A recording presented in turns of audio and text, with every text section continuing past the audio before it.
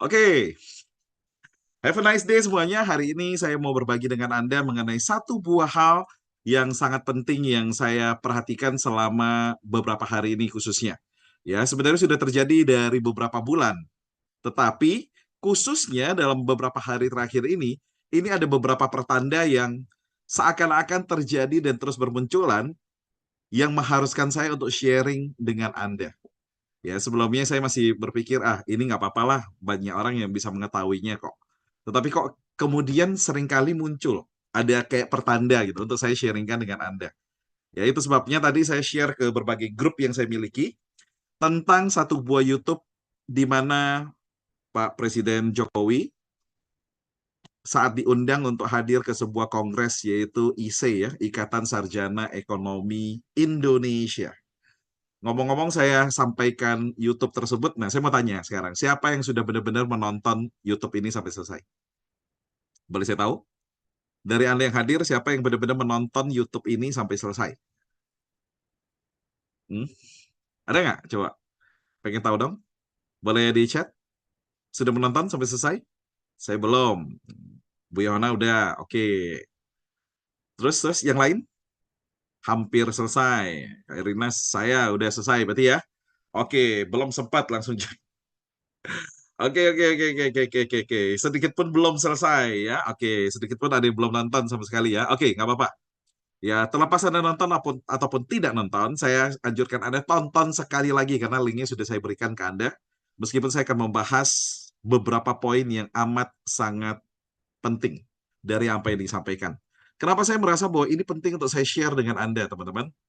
Karena saya menemukan dalam satu buah pertemuan saya tanpa sengaja dengan salah seorang tim saya yang sama-sama di barbershop, saya nganter anak saya, dia gunting rambut, dan kemudian kita berbincang. Ya. Saya bilang jauh banget tinggalnya di daerah yang sangat jauh ke barbershop ini untuk gunting rambut. Kenapa? Apa alasannya? Saya ngobrol-ngobrol sejenak. Ya. Terus kemudian yang kedua, baru aja tadi pagi sebelum saya berangkat ke gereja untuk ibadah, tadi siang jam 10 saya mulai berangkat, itu saya mendengarkan pembicaraan-pembicaraan bapak-bapak ya yang sama-sama turun lift, mereka ngobrol. Nah, salah satunya tuh bertanya begini, "Oh, hari Minggu Tanah Abang tutup ya?" Terus dijawab, "Oh iya, tutup. Kalaupun buka, eh, sepi. Ngapain dibuka akhirnya?" Terus dia ngomong, "Enakan kamu lah usahanya." Ah, enggak juga lah, enggak seperti itu. Iya, tapi ini sekarang parah Tanah Abang itu dan lain-lain. Nah, mulailah saya teringat dengan pembicaraan saya dengan rekan saya bahwa dia mengatakan, saya tanya kan, kenapa kamu jauh-jauh ke sini untuk gunting rambut? Apa alasannya? Oh, karena saya sama ipar saya kan tinggal daerah sini. Nah, karena iparnya itu teman saya, teman SMA saya tahu ya. Oh, oke. Terus, iya kita baru habis ikut lihat pameran-pameran. Pameran apa? Oh, pameran apapun itu ada. Tentang peluang usaha, tentang peralatan, tentang barang-barang produksi dari berbagai negara itu dikumpulin satu di kawasan Senayan. Saya tanya, ngapain? Kan kalian tuh loh, udah buka toko susu, udah jual banyak produk-produk yang harusnya udah berjalan. Terus dia mengatakan begini, iya, karena usaha retail, catat baik-baik ya teman-teman, usaha retail tahun 2024 ini, aduh, udah turun jauh. Terus kita lagi cari peluang-peluang. Kita lagi lihat apa yang kita bisa kerjakan lagi untuk menambah penghasilan. Oke, teman-teman, saya mau tanya terlebih dahulu sebelum saya lanjutkan. Berapa banyak dari Anda yang juga pernah mendengarkan keluhan, pernah mendengarkan pembicaraan, atau dari keluarga Anda sendiri, atau bisa jadi Anda sendiri yang mengeluh bahwa ekonomi tahun 2024 ini sedang menurun, lagi susah, lagi berat. Berapa banyak dari Anda yang pernah mendengarkan itu? Yuk, come on, diketikkan di bawah. Berapa banyak?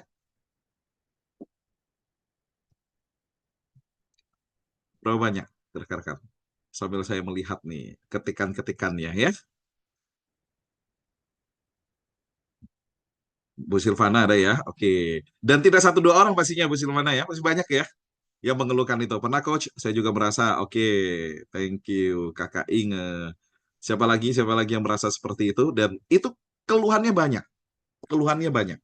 Beberapa bulan terakhir, saat saya hadir ke ibadah di gereja, saya hadir di ibadah gereja, romo atau pastornya itu selalu, saya nggak tahu kenapa, itu selalu mengingatkan dalam minggu gitu, selalu mengingatkan kondisi saat ini sedang tidak baik-baik saja untuk banyak orang. Secara ekonomi itu lagi nggak baik-baik saja untuk banyak orang. Banyak orang itu mengalami penurunan ekonomi. Banyak orang yang kehilangan pekerjaannya. Banyak orang, ya saya nggak tahu. Ya, Romo tersebut, pastor tersebut dapat info dari mana? Bisa jadi dari umat-umat yang mengeluh ya. Umat yang mengeluh ke beliau-beliau, cerita, akhirnya curhat, dan dia mendengarkan itu. Dan beliau mengatakan, bersyukurlah untuk Anda dan saya yang hari ini tidak mengalami kondisi begitu. Yang hari ini masih sehat, yang hari ini masih dalam kondisi baik-baik saja. Ya, yang tidak mengalami kondisi tersebut. Kita harus penuh dengan syukur dan ingat selalu untuk berbagi. Nah, rekan-rekan, itu diingatkan terus oleh Romo waktu saya sedang ibadah. Itu di beberapa bulan terakhir. Itu berulang terus. Berulang terus. Mari saya ingin mengajak Anda untuk menonton sejenak sesi yang disampaikan oleh Pak Jokowi. Ya, dan sebelum saya memutarkan dengan cepat ya, dengan cepat, kan kita tahu Pak Jokowi kalau ngomong tuh agak lambat. Setuju? Gaya pembicaraan dia agak slow biasanya ya. Dan saya akan memutarkan dengan versi yang agak cepat boleh ya. Saya akan percepat kecepatannya, bisa nggak nih? Hmm, Memutarkan dengan sistem dengan lebih cepat itu bisa nggak ya speednya? Oh nggak bisa karena saya download ya supaya tidak ada hang di sini. Oke, saya putarkan.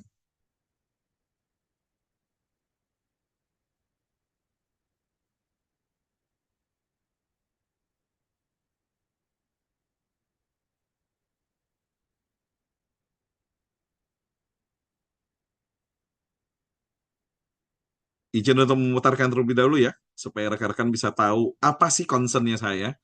Kenapa sangat penting pertemuan hari ini, rekan-rekan ya.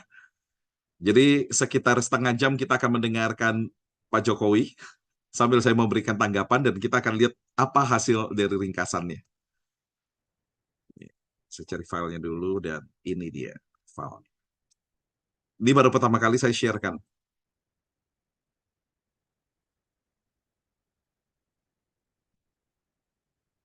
Oke, sudah tampak? Kelihatan ya? Saya Assalamualaikum putar sekarang. warahmatullahi wabarakatuh. Selamat siang, salam sejahtera bagi kita semuanya. Om Swastiastu, Namo Buddhaya, salam kebajikan. Yang saya hormati Menteri Sekretaris Negara, Wamen BUMN, yang saya hormati Bapak Kapolri yang juga hadir pada siang hari ini, yang saya hormati Gubernur Bank Indonesia sekaligus Ketua ISEI, yang saya hormati Gubernur Jawa Tengah, Wali Kota Solo,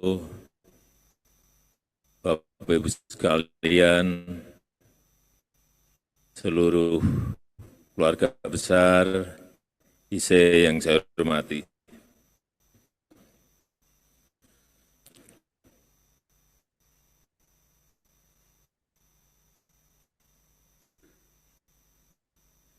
Saya melihat ISEI ini uangnya banyak. Karena tadi cabang yang teraktif saja diberi hadiah 200 juta. Saya melihat dari sisi itu saja, waduh kaya ini kaya.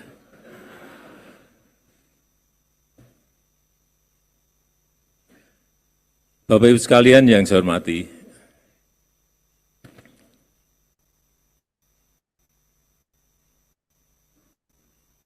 dunia sekarang ini menghadapi sebuah gejolak, ketidakpastian, tantangan yang tidak mudah.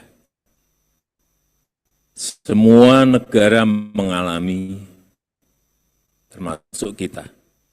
Bahkan negara-negara maju kalau kita lihat, sudah masuk, banyak yang masuk ke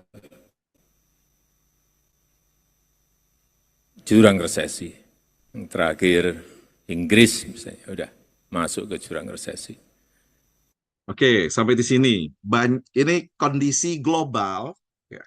Sedang banyak negara yang masuk ke dalam jurang resesi dan terakhir adalah Inggris yang masuk ke dalam jurang resesi. Ya, kita lihat sama-sama. Kita lanjutkan. Dan yang terakhir kita tahu 96 negara sudah menjadi pasiennya IMF. Ini juga sebuah angka yang kalau menurut saya sangat mengerikan. Oleh sebab itu, kita harus fokus dalam kerja mengelola ekonomi kita.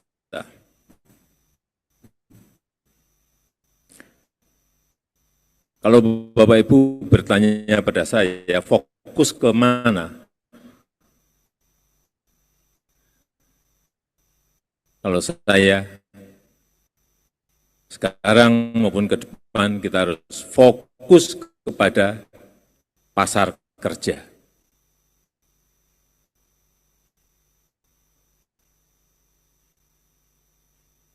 Karena ke depan terlalu sedikit peluang kerja untuk sangat banyak tenaga kerja yang membutuhkan.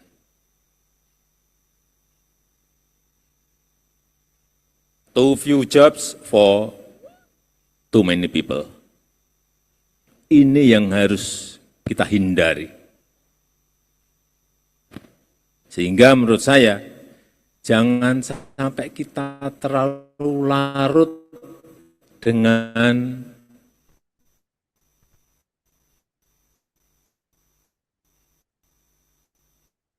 situasi global meskipun kita ikuti. Oke, sebelum saya lanjut, ini kayaknya videonya agak ngadet-ngadetnya di tempat Anda. Atau di tempat saya aja nih. Jadi, pertanyaan dari Bu Yohana ya, IMF itu apa? IMF itu singkatan dari International Monetary Fund. Jadi satu buah organisasi, anggotanya itu hampir 200 negara, di mana tujuannya adalah untuk menjaga kestabilan ekonomi dunia. Nah, kalau ada negara-negara yang dalam kondisi krisis, negara-negara yang dalam kondisi kesulitan secara keuangan, biasanya jadi pasiennya IMF dalam arti dihutangi oleh IMF ya. Indonesia pernah mengalami kondisi ini. Ya, Indonesia pernah mengalami kondisi ini waktu tahun 97-98 jadi pasien IMF. Jadi kalau sudah jadi pasiennya itu adalah apapun karena dihutangin sama IMF ya, maka kebijakan-kebijakan yang diambil oleh pemerintah itu wajib nurut sama IMF. Nah, IMF bilang ini harus di-cut, uangnya harus diiniin, ini. Ya harus terpaksa diturutin. Dan Indonesia perlu waktu yang sangat panjang untuk bisa terlepas dari IMF. Korea Selatan dulu juga mengalami kondisi tersebut. Ya. Begitu juga banyak negara-negara di kawasan Asia, termasuk ya, Malaysia, Thailand, dan lain-lain. Ya, jadi waktu terjadi krisis moneter tahun 97-98, itu adalah kondisi yang terjadi di Indonesia, termasuk juga harus kena dan jadi pasiennya IMF. Ya, dan ngadet-ngadet ya videonya ya.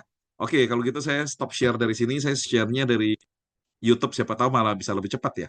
Kalau dari YouTube ya.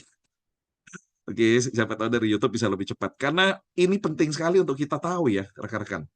Karena kalau kita nggak mengerti kondisi ini, kita nggak bisa tahu seberapa dalamnya kondisi saat ini di ekonomi global. Dan kita nggak bisa melakukan antisipasi, bahaya banget. Intinya.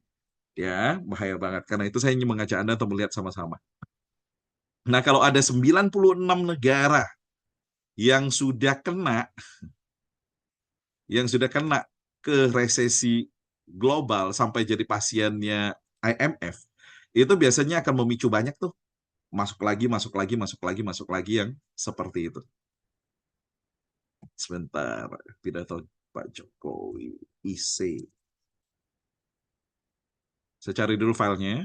Oke, sudah ada.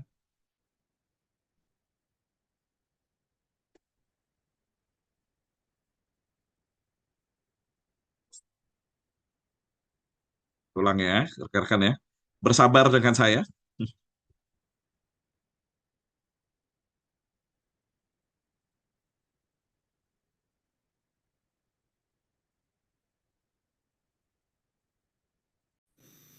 Saya percepat tadi ya. Wamen BUMN, yang saya hormati Bapak Kapolri yang juga hadir pada siang hari ini, yang saya hormati Gubernur Bank Indonesia sekaligus Ketua ISEI,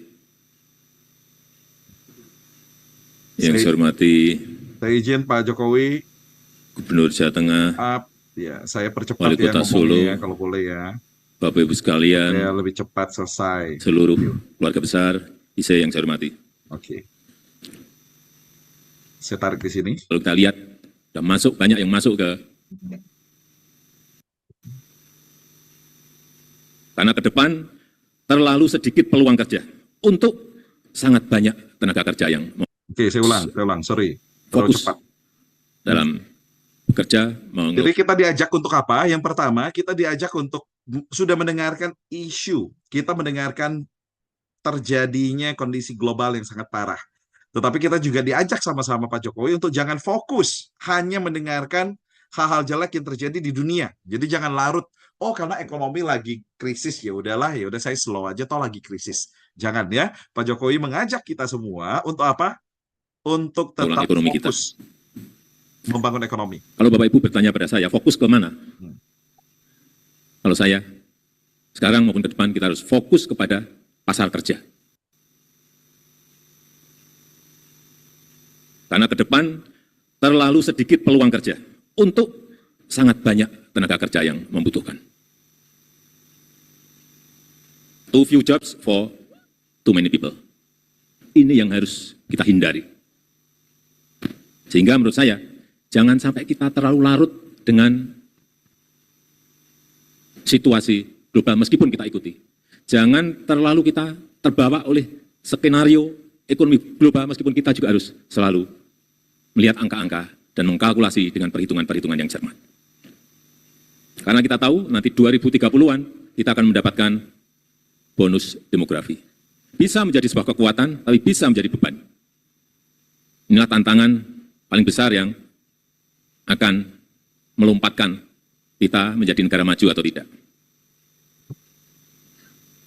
Sehingga sekali lagi bonus demografi ini membutuhkan pembukaan kesempatan kerja yang sebesar-besarnya.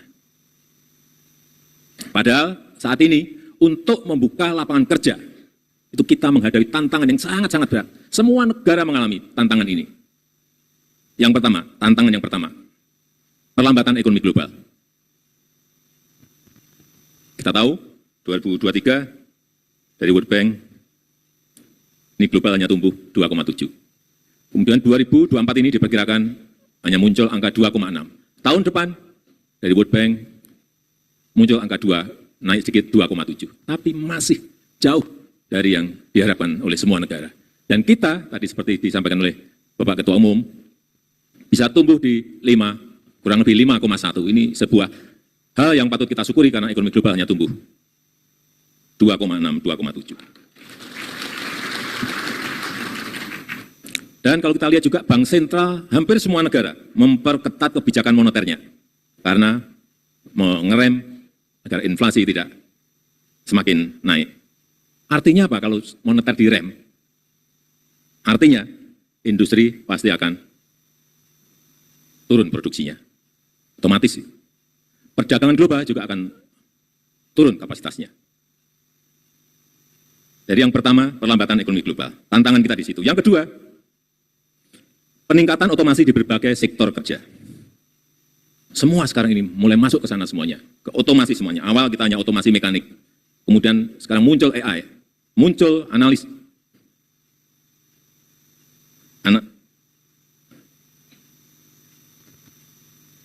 muncul otomasi analitik.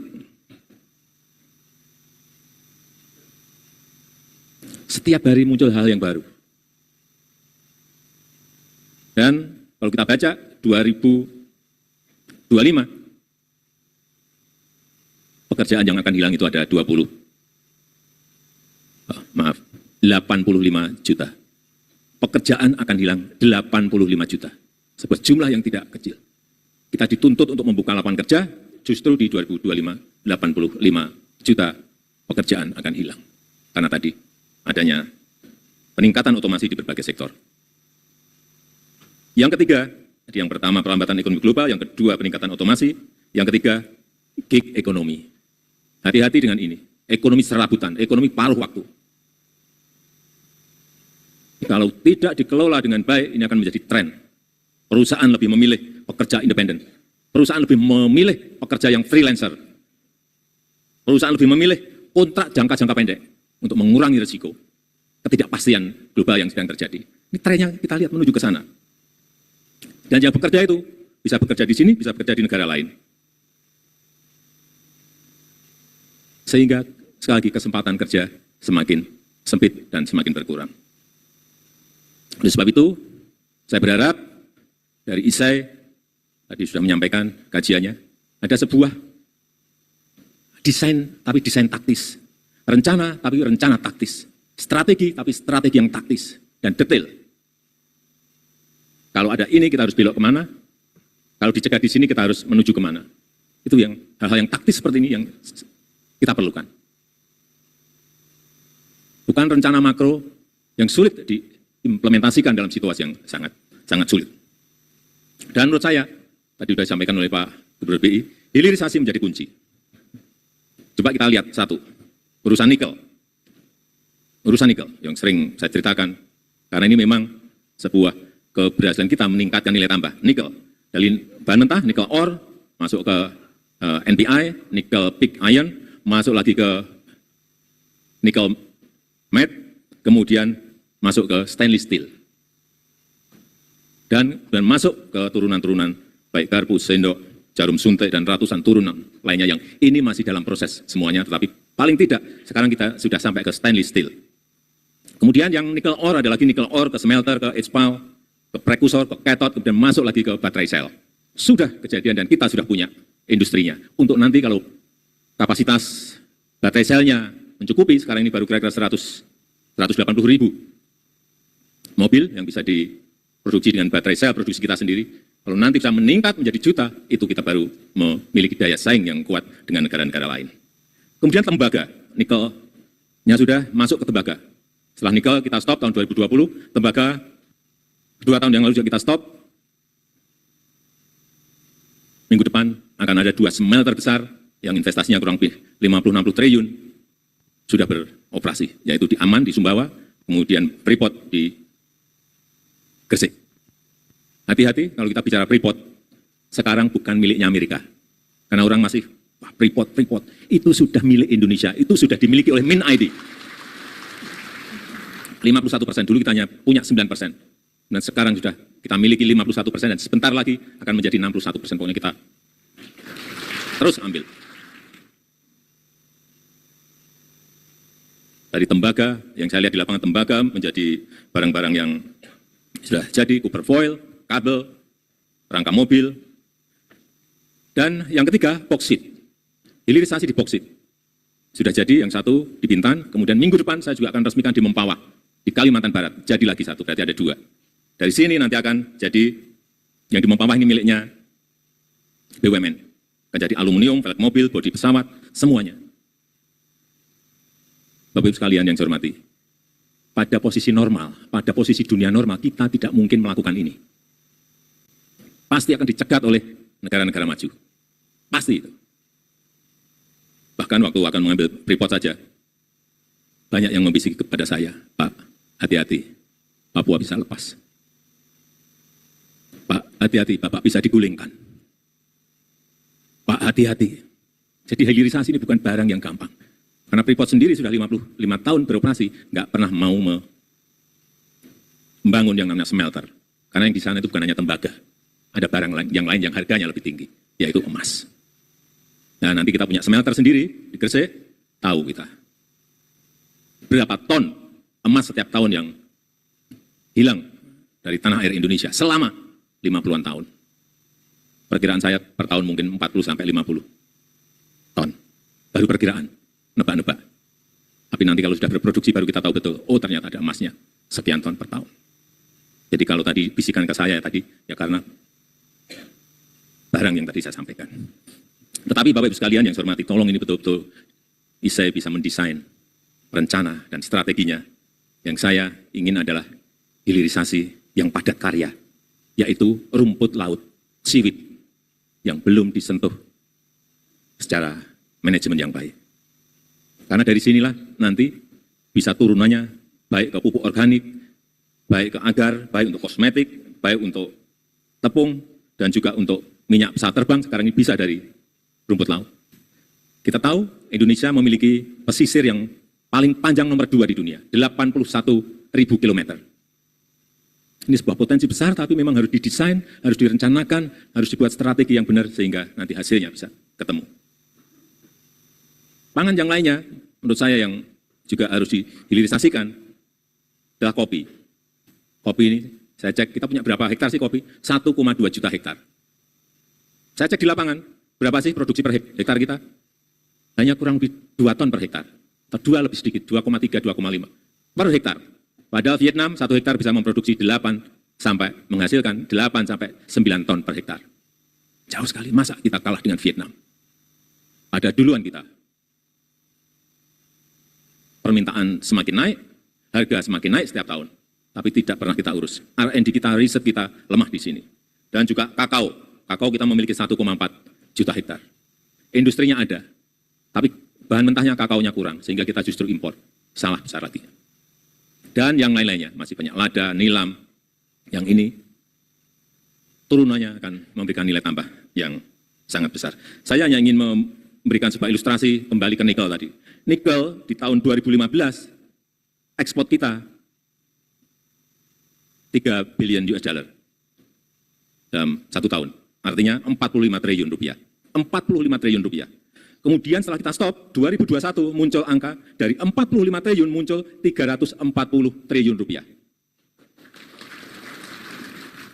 2022 muncul 520 triliun rupiah.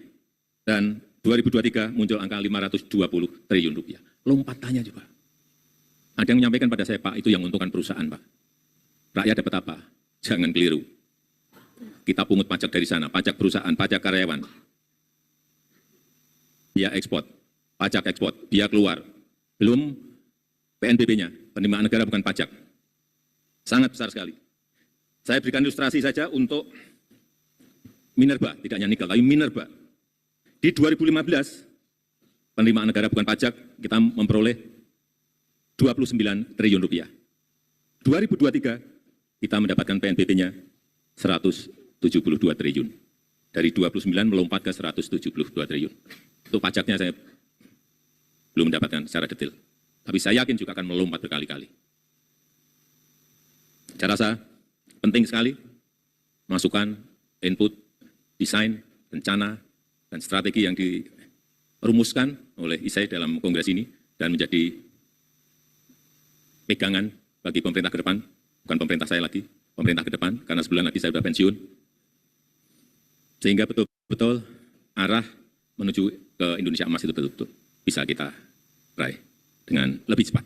Saya rasa itu yang ingin saya sampaikan dan dengan mengucap Bismillahirrahmanirrahim pada siang hari ini secara resmi saya buka Kongres Ikatan Sarjana Ekonomi Indonesia ke-22 dan Seminar Nasional 2024. Terima kasih. Wassalamualaikum warahmatullahi wabarakatuh. Selanjutnya pemukulan gong, mohon berkenan mendampingi Gubernur Bank Indonesia, Menteri Sekretaris Negara.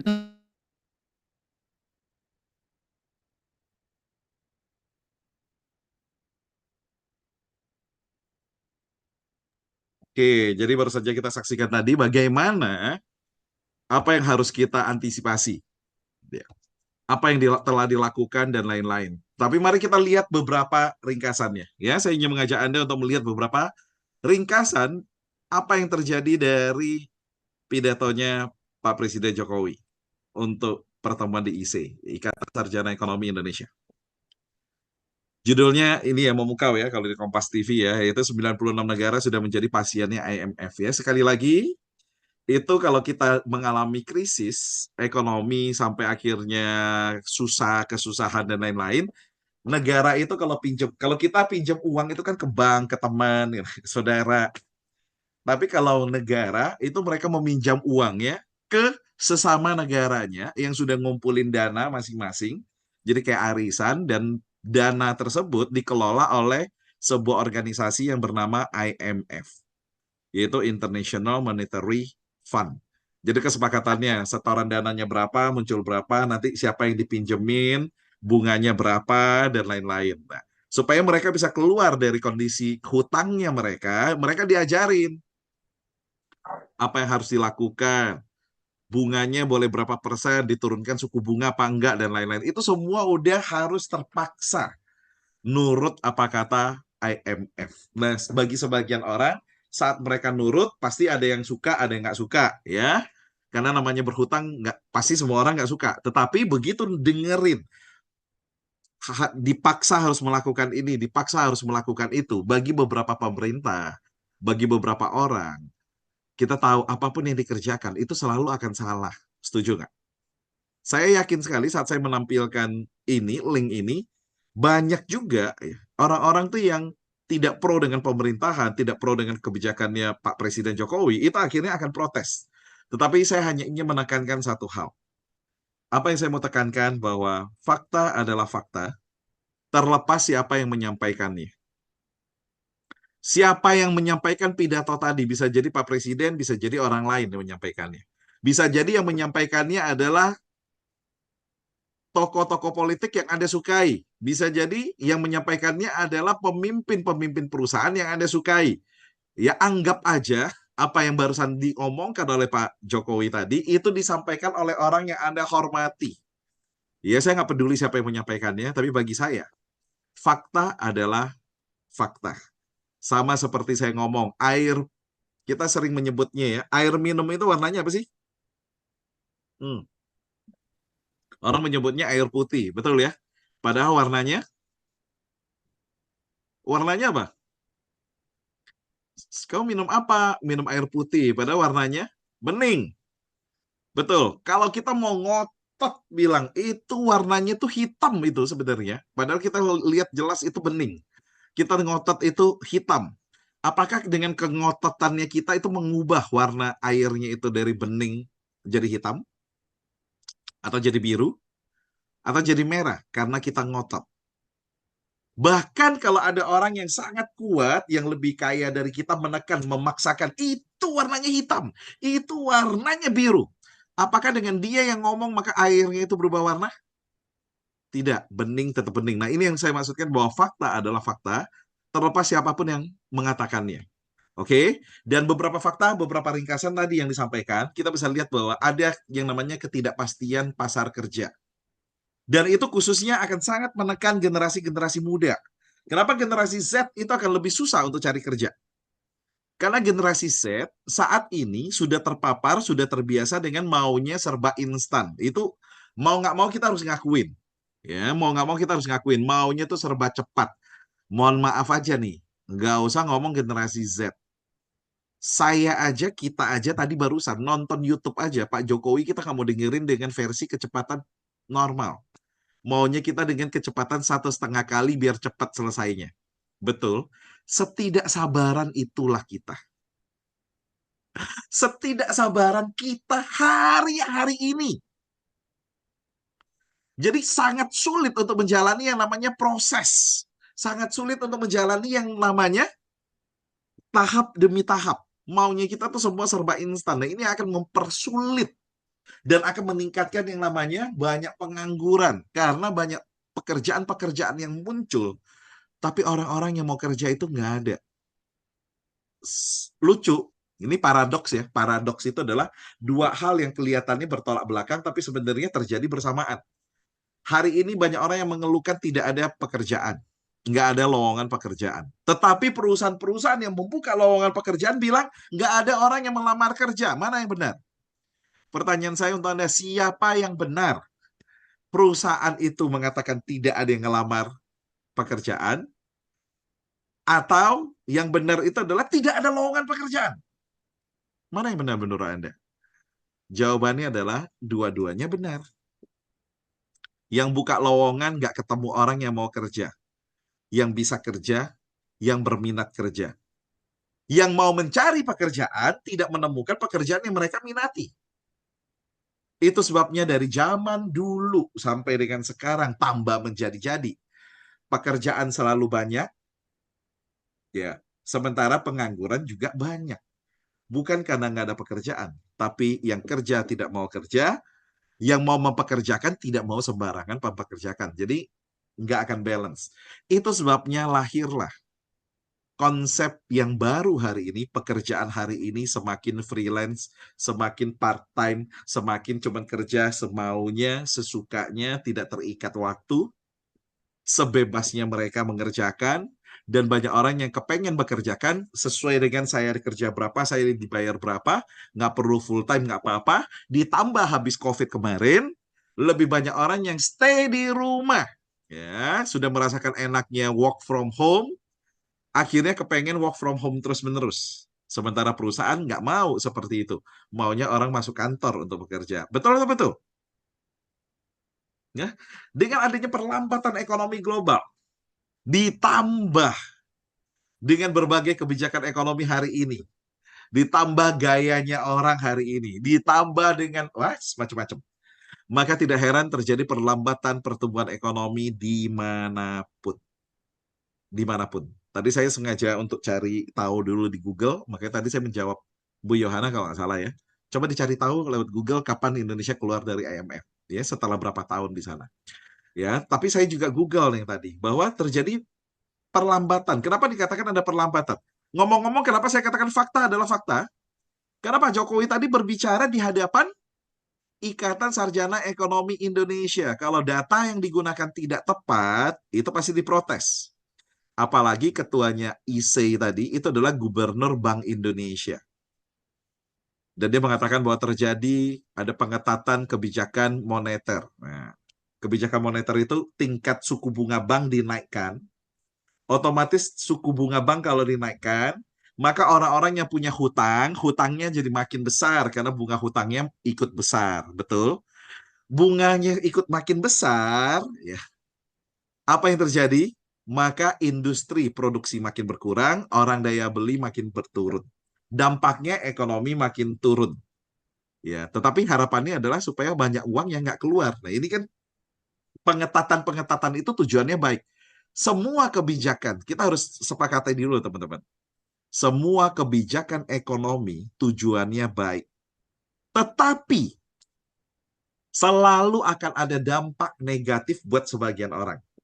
Saya mau cerita sedikit. Saya mau cerita ya. Pertama, waktu pemerintah mengatakan bahwa akan melakukan semua serba nasional, melakukan nasionalisme, diambil pabrik-pabrik yang ada ke asing, kemudian dikuasai perlahan-lahan oleh negara. Oke, tadi kan sempat disebutkan Freeport ya, itu 51% sudah milik Indonesia. Sahamnya itu 51% milik Indonesia, dan tahun depan, tahun-tahun berikutnya akan jadi 61%. Itu nggak terjadi cuma di Freeport. Di beberapa daerah, di beberapa contoh di Kalimantan ya, Kalimantan Timur yang saya tahu di Balikpapan, ada beberapa perusahaan-perusahaan minyak asing yang sebelumnya beroperasi di sana. Begitu kontrak mereka habis, blek, itu diputus oleh pemerintah, tidak dikasih lanjut. Gampangannya gini, Anda nyewa tempat nih untuk bisnis buka toko. Bisnis Anda maju bagus ya. Terus kemudian mau lanjutkan kontrak karena kontraknya habis, mau bayar kontrak lagi nih supaya bisa bisnis di sana. Terus yang punya tempat ngomong begini, enggak, saya nggak mau nyewain lagi. Saya mau buka sendiri. Anda bisa melakukan apa? Nggak bisa melakukan apa-apa. Betul ya? Dan itulah yang terjadi pada banyak perusahaan-perusahaan asing minyak yang akhirnya keluar dari daerah Balikpapan karena habis kontraknya. Kira-kira kalau seperti itu nih, saya mau tanya ke Anda. Tambang minyak itu kan jadi milik Indonesia ya, betul ya? Kalau jadi milik Indonesia berarti dikelola oleh Pertamina. Tapi pertanyaan saya, mereka-mereka yang kerja di perusahaan asing tadi, nasib mereka gimana? Dua. Pertama, jadi turun kelas, jadi karyawan Pertamina. atau ya pensiun dini, tidak mau melanjutkan, dapat uang pensiun. Dan ini yang terjadi sejak kapan? 2015. Saya ulang ya, 2015. Dan ini terjadi di banyak sektor, nggak cuma di minyak. Itu terjadi di banyak tempat. Saya mau tanya ke teman-teman sekarang. Kebijakan untuk nasionalisasi perusahaan-perusahaan asing, tambang-tambang dan lain-lain itu jadi milik Indonesia. Itu bagus nggak? Saya mau tanya, bagus nggak? Ayo dijawab. Ya. Jawabannya masih bagus ya. Betul? Tujuannya baik nggak? Baik. Betul ya? Untuk rakyat dan lain-lain. Semuanya itu bagus. Tetapi saya mau tanya dong, bagi yang kerja sebagai karyawan perusahaan-perusahaan minyak tadi yang asing, itu bagus nggak dampaknya untuk mereka? Dampaknya bagus nggak? Ayo jujur, jawabannya? Jawabannya apa, guys? Jawabannya jelas. Tidak baik buat mereka. Betul? Dan itulah yang terjadi apapun keputusan, apapun kebijaksanaan pemerintah di masa yang akan datang yang akan diambil oleh siapapun pemerintahnya, itu akan berdampak ada yang positif, ada yang negatif ya. Positif bagi kita sebagian, ada yang negatif bagi kita sebagian.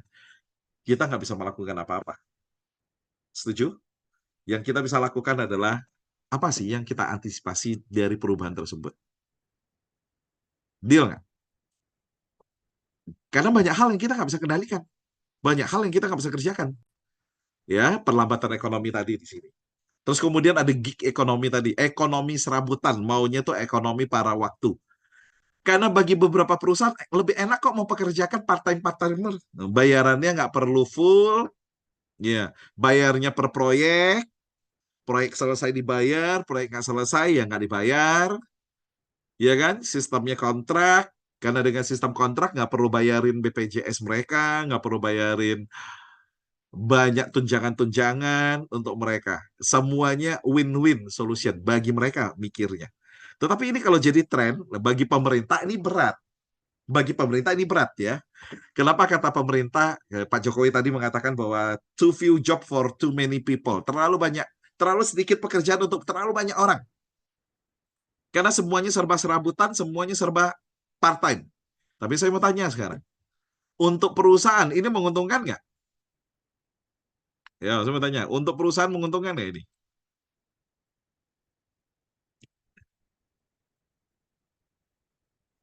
Sangat menguntungkan untuk perusahaan. Setuju. Sekarang, untuk mereka-mereka yang memang senangnya kerjanya part-time, yang selama ini merasa bahwa dia kerja full-time, udah kerja mati-matian pun bayarannya segitu. Dia punya skill, dia bisa jual ke beberapa perusahaan sekaligus. Baik dalam tempat dia tinggal, bahkan keluar kota, bahkan keluar negeri. Dengan keterampilannya dia bisa kerja sekaligus di beberapa perusahaan. Menurut Anda, bagi mereka bagus nggak? Bagus? Kalau untuk yang mereka seperti ini, bagus? Oke, jawabannya yes, bagus juga, bagus. Berarti sama-sama bagus ya, betul? Yang nggak bagus buat siapa? Nggak bagus untuk pemerintah kalau begini. Kenapa? Karena tingkat pengangguran akan semakin tinggi, pajak-pajak dari pajak penghasilan, karyawan, dan lain-lain itu nggak terjadi. Beban perusahaan, beban negara akan semakin besar. Serba salah ya, betul. Itu sebabnya kalau yang banyak cuma bisa komplain sana komplain sini tentang pemerintahan, bagi saya itu konyol. Nah, saya ingin mengajak Anda semua, teman-teman, untuk tidak bergantungkan diri kita kepada yang pertama, ekonomi global. Karena terlepas dari global itu mau krisis, mau resesi, mau ekonomi bagus, kalau Anda dan saya nggak bekerja dengan baik, Anda dan saya nggak berbisnis dengan baik, tetap hancur. Setuju? Kalau ekonomi lagi krisis, lagi jelek, lagi resesi, Anda dan saya tetap kerjain dengan baik, tetap kerjakan dengan bagus, tetap cari peluang, tidak berhenti untuk terus menumbuhkan diri, tetap akan bisa menghasilkan dengan baik. Setuju juga? Pasti setuju, ya? Karena menurut Jim Rohn, saya belajar dari Jim Rohn, gurunya Anthony Robbins, dia mengatakan bahwa krisis itu bukan terjadi secara global. Krisis kita dan keluarga kita itu terjadi adalah kita yang menentukan. Jadi pertanyaan saya untuk Anda sekarang, Anda mau membuat diri Anda dan keluarga Anda krisis hanya karena berpatokan, wah karena lagi global krisis nih, wah lagi berat nih ekonomi, ya udahlah aku juga santai lah, aku juga udah nggak bisa ngapa-ngapain, toh banyak juga yang krisis. Mau seperti itu atau kita keluar dari situasinya? Sebab pilihannya di tangan kita. Itu menurut Jim Rohn ya. Jadi kalau kita lihat sekarang, apa dampaknya kepada ekonomi keluarga saat ini? Yang pertama tadi ada perlambatan ekonomi secara global, ya, karena semakin tidak pasti saat ini. Kita bisa lihat ya di mana-mana negara-negara yang dulu bagi kita tuh negara maju banget. Bagi kita tuh negara-negara yang bagus banget, maju. Saya tahun 2018 waktu saya pergi ke beberapa kota di Inggris, ya, di London, terus ada ke kota Liverpool, ya, terus kemudian juga ada ke beberapa kota ya. Saya di sana aja merasakan tahun 2018 belum terjadi COVID. Saya merasakan bahwa negara Inggris itu nggak enak buat ditinggalin. Beberapa kota yang kecilnya enak, nyaman suasananya untuk tinggal, tapi kota-kota besarnya khususnya di London, saya nggak merasakan keamanan di sana. Karena sepanjang jalan berseliweran pengangguran-pengangguran, gelandangan-gelandangan. Jam 6 jalan kaki aja nih dari satu tempat ke hotel, balik hotel. Saya itu gentar. Di Jakarta itu loh, bahkan kota yang katanya orang Jakarta tuh serem banget buat sebagian besar orang. Saya di Jakarta aja loh, jalan kaki malam jam 6 jam 7 itu nggak merasa gentar loh. Di London, jaraknya itu nggak sampai 1 kilo. Saya jalan kaki saya gentar. Kenapa? Karena saya menyaksikan banyak banget orang-orang tuh yang tiduran, duduk-duduk di depan toko. Mereka jalan pakai megang troli yang isinya, ya peralatan benar-benar kayak di film. Dan itu sebelum COVID. Apalagi sekarang Anda dan saya sering mendengarkan, waduh, parah, ketidakpastian global terjadi parah.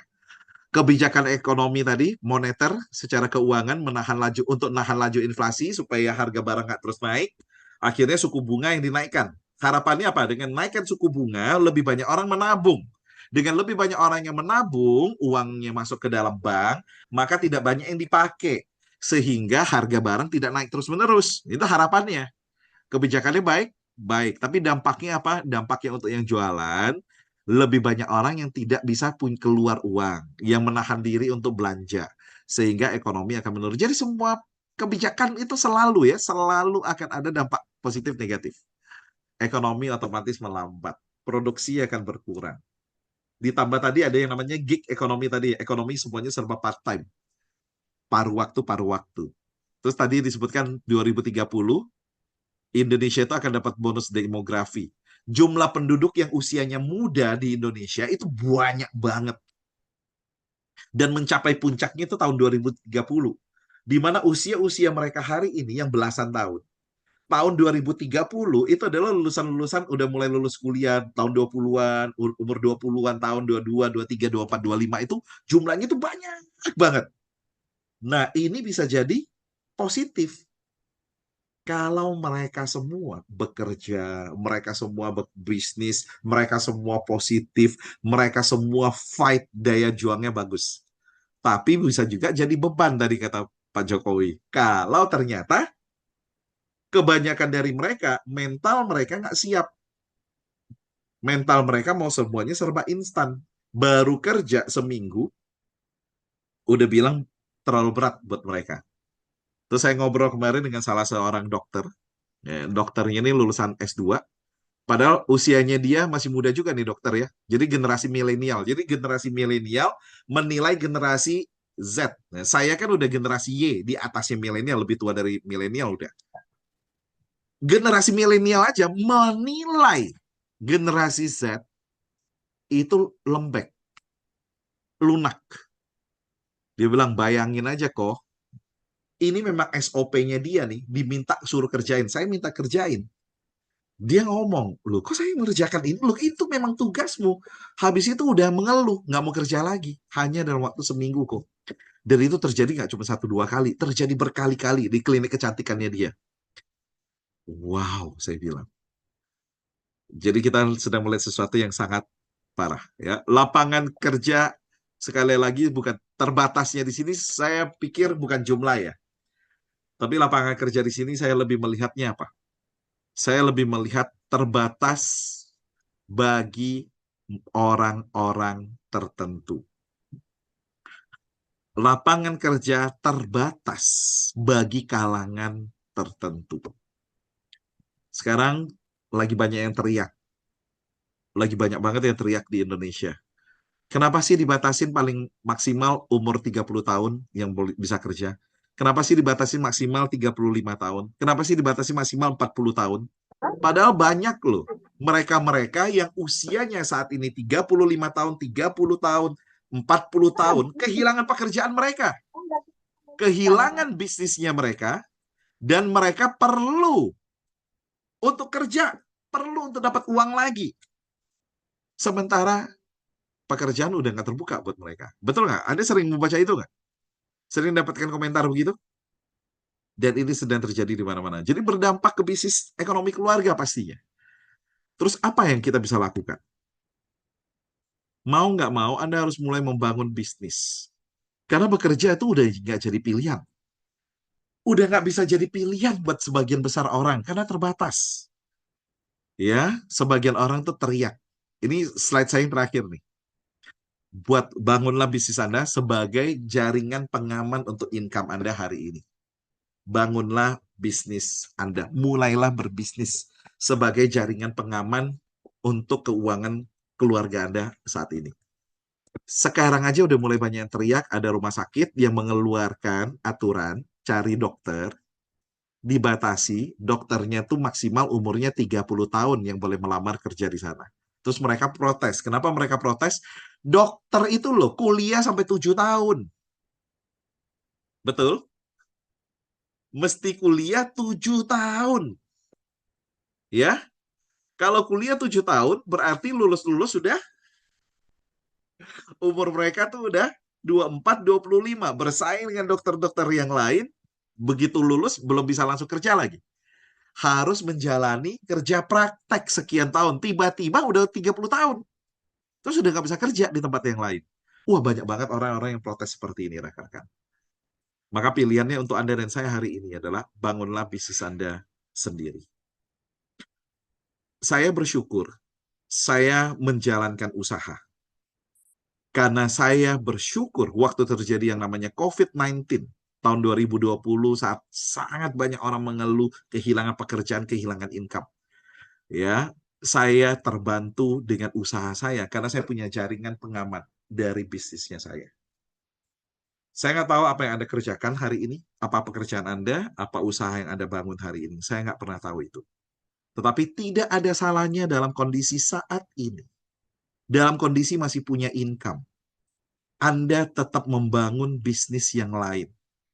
Yang tentunya, saat Anda mulai membangun bisnis yang baru, jangan ngambil resiko terlalu banyak. Setuju nggak?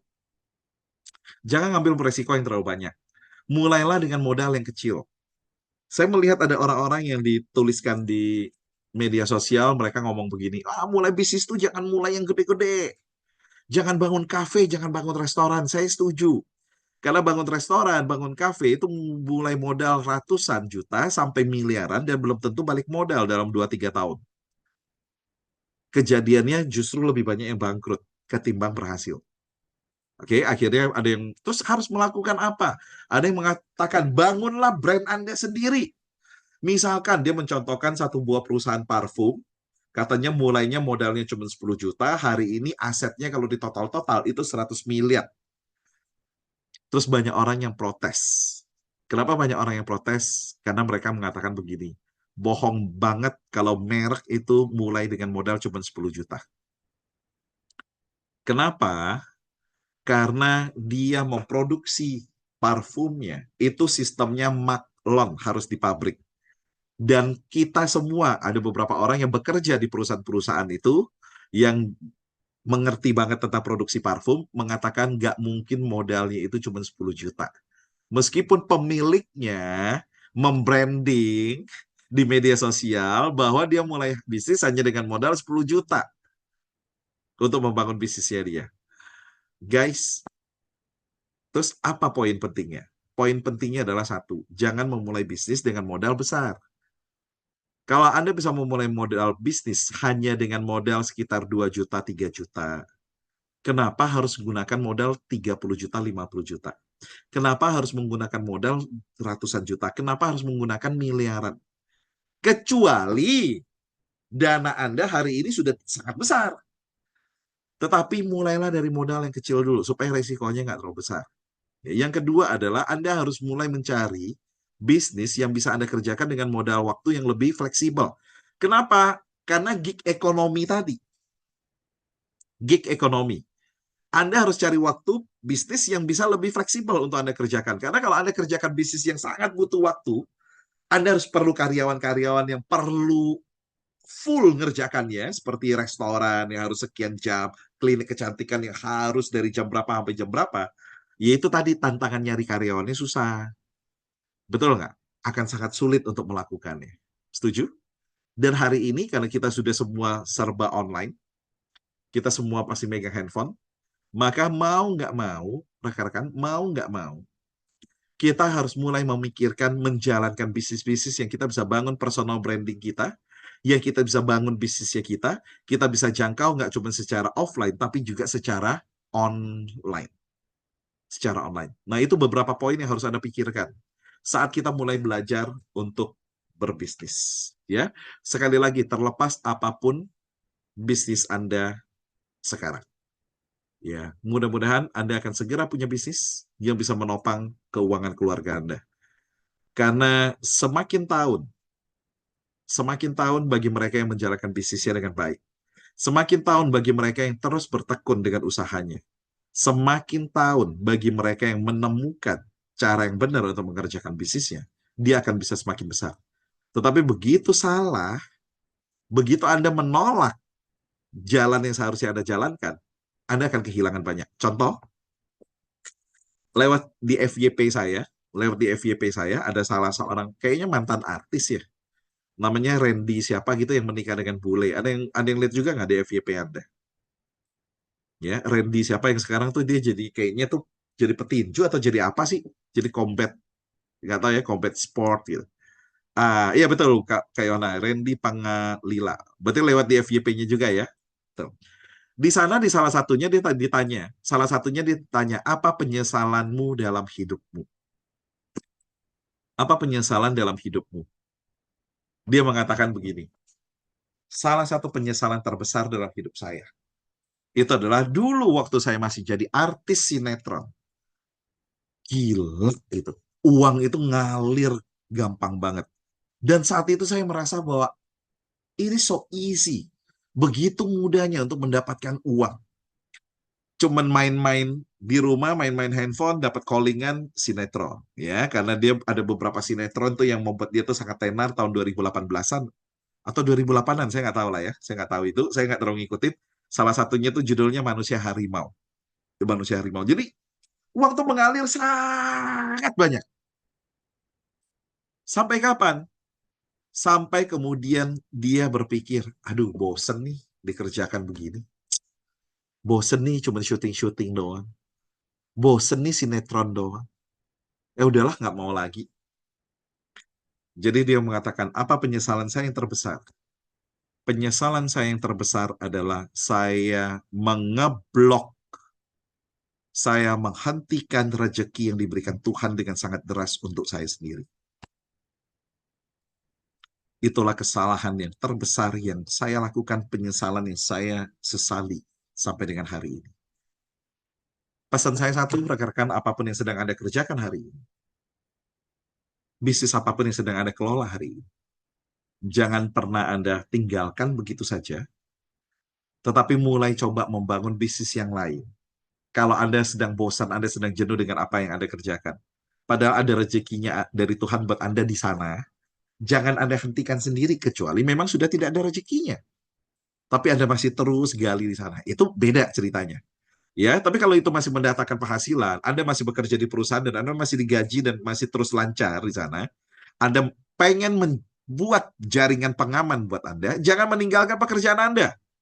Jangan meninggalkan bisnis Anda. Sebaliknya, mulai membangun bisnis yang baru dengan kriteria yang tadi.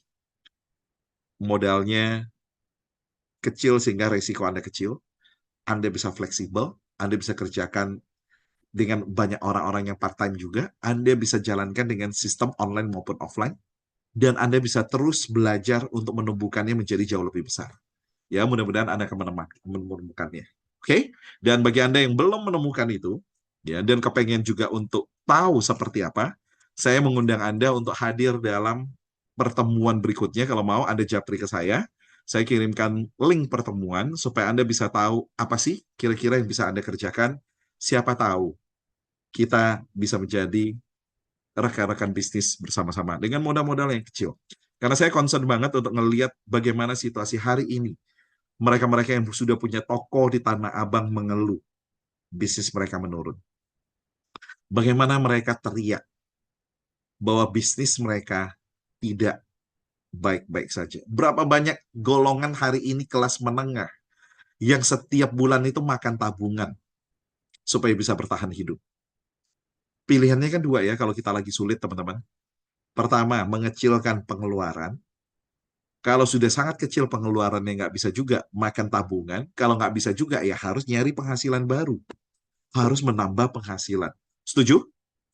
Bagi Anda yang setuju bahwa itu yang harus kita lakukan, Anda bisa japri ke saya, Anda bisa kontak saya, dan saya akan sharing dengan Anda nanti, saya ataupun tim saya akan sharing dengan Anda mengenai apa yang kira-kira bisa Anda kerjakan untuk menambah income dengan risiko yang sangat rendah, dengan waktu yang lebih fleksibel. Apakah pasti cocok buat Anda? Belum tentu, karena tidak ada kebijakan, tidak ada satu hal yang bisa bagus dan cocok untuk semua orang. Setuju nggak? Tidak ada satu hal yang cocok untuk semua orang. Nasi putih bagus, kata orang, tapi tidak cocok untuk semua. Nasi merah bagus, tapi tidak cocok untuk semua. Diet katanya rendah kalori bagus, tapi tidak cocok untuk semua orang. Ya, karena apapun yang bagus belum tentu cocok untuk semua orang. Tapi kita tahu cocok atau tidak dari mana?